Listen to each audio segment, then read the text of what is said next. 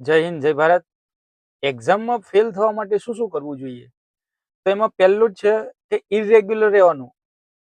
તમારી સ્કૂલ હોય, coaching class હોય, ત્યાં જવાનું નહીં, ઇરેગ્યુલર રહેવું. એના પછી ભણવા બેઠા હોય, સ્ટડી કરવા બેઠા હોય, એ સમયે ઊંઘી જવાનું. કારણ કે એક્ઝામ પેપરમાં તો એ જ આવવાનું છે કે જે તમે સપનામાં જોઈ રહ્યા છો, જે તમારું ડ્રીમ પેપર છે એ જ એક્ઝામમાં હશે. એટલે તમારે ભણવાની જરૂર નથી, ભણતા ભણતા ઊંઘી જવાનું.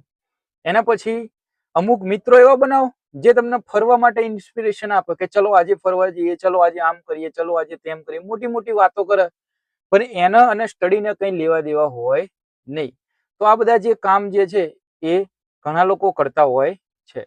મોબાઈલ અને ટીવી ગેમમાં ખોવાઈ જવાનું, મોબાઈલ મચડ મચડ કરવાનો, ગેમ રમ રમ કરવાની. કારણ કે હવે એવું છે, બુક ખોલ્યા વગર જ આપણે ટોપર બની જવાના છે.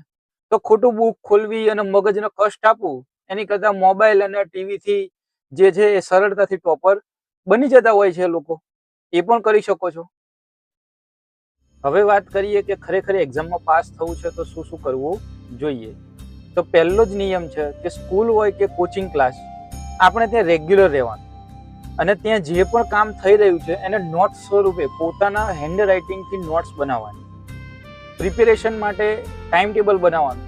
એટલે કે કયો સબ્જેક્ટ છે જ્યાં આપણે વધારે જરૂર છે, કયો સબ્જેક્ટ છે જ્યાં આપણે ઓછી જરૂર છે. ક્યારેક એવું થાય કોઈ ટોપિકમાં વધારે જરૂર હોય, કોઈ ટોપિકમાં પ્રિપેરેશનની ઓછી જરૂર હોય.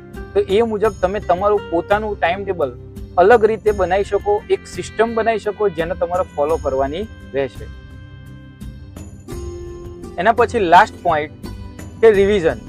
તમે ગમે એટલું રીડિંગ કરો છો, તમે ગમે એટલું રાઇટિંગ કરો છો, નોટ્સ બનાવો છો કે કોઈ વિડીયો જુઓ છો જેની અંદર સ્ટડી રિલેટેડ વર્ક જ આવે છે, આ બધી જ વસ્તુનું રિવિઝન કરવું બેસ્ટ છે. જો રિવિઝન ના થાય તો આપણના માઇન્ડને હેબિટ જ નથી પડતી કે ભાઈ 6 મહિના પહેલા શું રીડિંગ કરેલું હતું.